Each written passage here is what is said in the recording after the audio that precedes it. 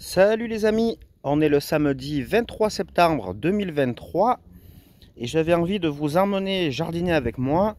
Ce qu'on va faire, on va repiquer de la mâche et de la salade. C'est la bonne période. Donc au niveau de la préparation du terrain, donc sur ma planche permanente ici, il y avait une vieille culture de melon qui était vraiment... qui était morte. Bon, j'ai trouvé un dernier melon, le dernier melon de la saison, mais sinon c'était mort. Il n'y avait plus beaucoup de paillage, donc les herbes sauvages avaient commencé à bien repousser. Donc j'ai pris 5-10 minutes, j'ai tout enlevé les herbes sauvages à la main. Je vous ai épargné ça dans la vidéo.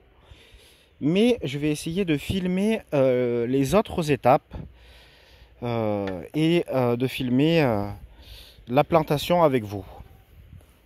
Donc je me suis pas embêté, j'ai acheté la mâche 2,80 € chez le producteur de plants, les 12 salades 2,50 € en mini-motte, prêt à repiquer. C'est vrai que voilà, c'est quand vous avez pas eu, là pour le coup j'avais pas eu le temps de faire, j'avais pas fait le semis de salade en fait au bon moment. Du coup, je les ai achetés prêtes à repiquer. Et pour la mâche, le semis est un peu plus délicat. Donc, j'ai tendance à les acheter à chaque fois. Donc, ce que je fais, je vais écarter un peu les deux lignes de goutte à goutte, histoire qu'on ait de la place pour travailler. Et ce que je vais faire, c'est qu'avec l'outil, alors, le travail du sol, là, le sol n'a pas du tout été travaillé. Et là, ce que je vais faire, c'est pas forcément pour décompacter le sol, parce que je pense qu'il n'y en a pas besoin. Vous voyez, on va aller voir ensemble. Vous voyez la texture du sol. Voilà, je pense qu'il n'y en aurait pas trop besoin. Vu que c'est une planche permanente, que je ne marche jamais. Par contre, c'est pour ça, voilà. C'est pour essayer de sectionner toutes les racines d'herbes sauvages qui restent. Et pour le décompactage, ben, le fait que ce soit en planche permanente, que je ne marche jamais là où il y a les cultures, et que ce soit paillé, donc qu'il y ait une vie du sol abondante, vers de terre, etc. Il n'y a pas, j'ai plus besoin de, des fois ça m'arrive de le faire, mais de travailler le sol pour décompacter. Là, je vais travailler le sol pour sectionner les dernières racines qui restent d'herbes sauvages. Alors, je vous avoue que tout ce que je vais faire là, d'habitude, je vais beaucoup plus vite. Mais là, bien que le téléphone soit accroché à mon torse, je suis obligé de le tenir pour m'assurer que je filme ce que je fais. Et de regarder souvent l'écran pour m'assurer que je ne cadre pas à côté, quoi. Donc voilà, travail du sol comme ça suffit. Je n'en fais pas plus. Ensuite, hop, je vais prendre le râteau. Parce que là, du coup, j'ai déségalisé un peu le sol. Donc là, l'idée, ça sera de le remettre à plat. Ce sera plus facile pour travailler à plat.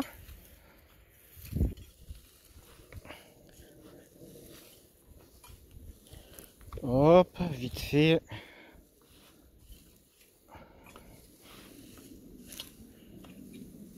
J'enlève un peu les résidus de paillage et de culture de melon. Voilà, c'est fait. Le sol est donc prêt à recevoir la culture. Alors, on va commencer peut-être par les mâches. Hop, je m'agenouille. Donc, vous voyez, il reste encore des racines à supprimer.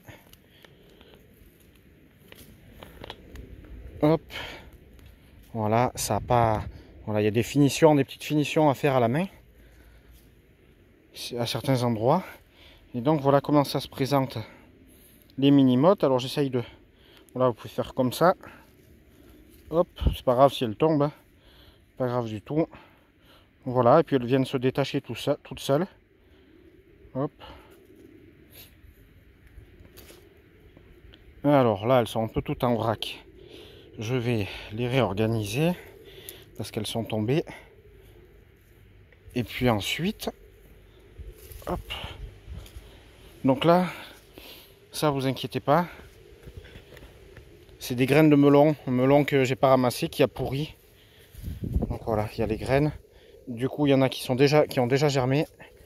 J'enlève tout ça. Hop. Et donc, je fais un petit trou avec mes deux doigts. Je place la mini-motte à l'intérieur. Et voilà. Elle est plantée. Vous voyez, ça va relativement vite. Et derrière, après, on peut enchaîner avec les autres. Un petit trou. Donc là, je suis peut-être un peu près du chou. Il faut que je fasse attention aussi parce qu'il faut que je pense que le chou, il va certainement grossir encore. Donc pas se faire avoir pour ça. Donc je vais peut-être me décaler un peu quand même. Hop. Et voilà. Donc là, je fais tout à une main. En sachant que, comme je vous disais, à deux mains, ça va beaucoup plus vite. Donc elle, je vais la changer de place, elle. Parce que là, elle me plaît pas. Hop. Elle est trop près du chou. Je la mets ici. Hop. Et voilà. Donc la distance de plantation entre les mâches est quand même plus petite qu'entre les salades. Pourquoi? Ben parce que la mâche se développe un peu moins que la salade en termes de taille. Hop.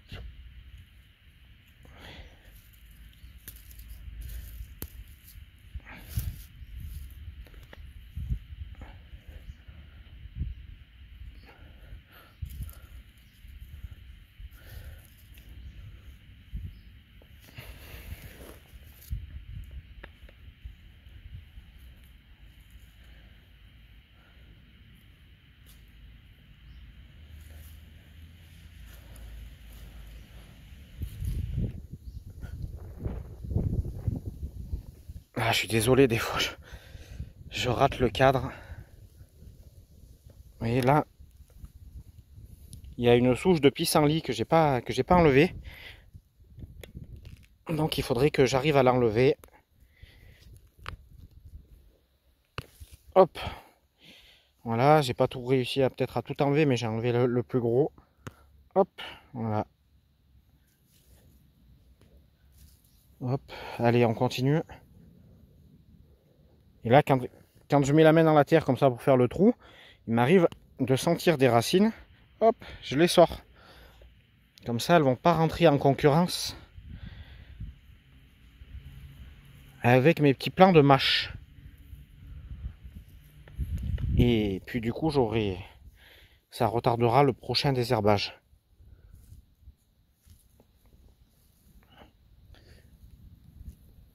Donc là, je vais en mettre sur toute la largeur de la planche. Là, j'ai éclaté la mini-motte. C'est pas grave. Elle m'est restée dans la main. Hop.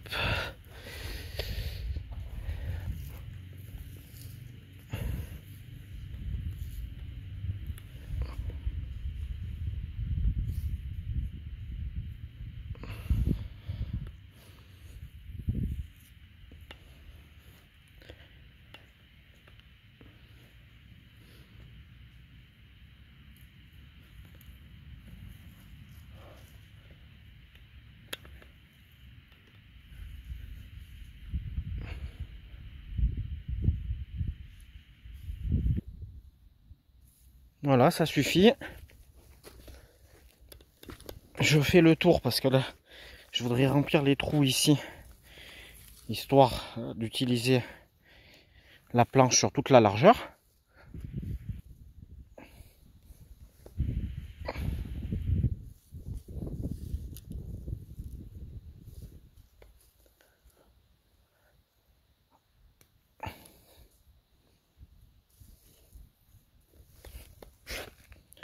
Et voilà, bon les amis, je voulais planter également les salades avec vous, mais finalement, ben, on n'aura pas le temps. C'est pas très grave, vous avez vu. Et voilà, les mâches sont plantées. Il ne reste plus qu'une chose à faire, c'est d'arroser. Donc pour bien mettre la terre en contact avec les racines, un arrosage.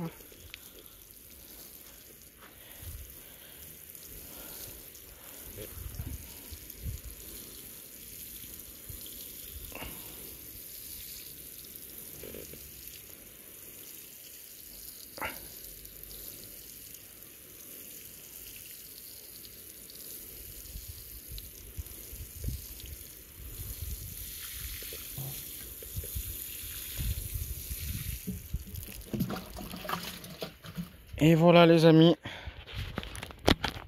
j'essaie de reprendre le téléphone sans couper la vidéo. Donc voilà les amis, le travail est effectué.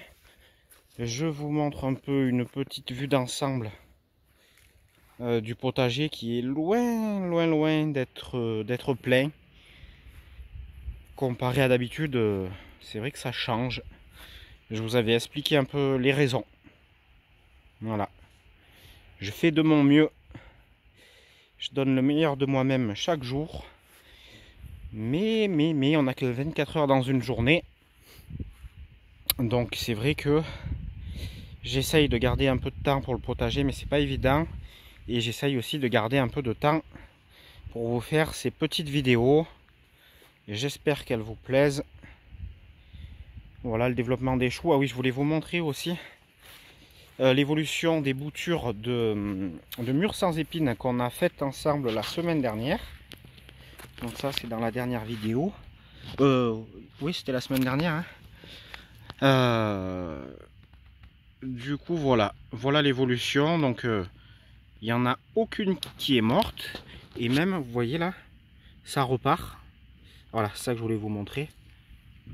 Ça repart un peu partout. Donc ça c'est une bonne chose. On suivra leur évolution. J'ai désherbé les salades. Le chou là, lui, à mon avis, il donnera rien du tout. Mais j'ai quand même désherbé les salades aussi. Je l'ai fait trop tardivement, mais je l'ai fait quand même. Comme on dit, mieux vaut tard que jamais.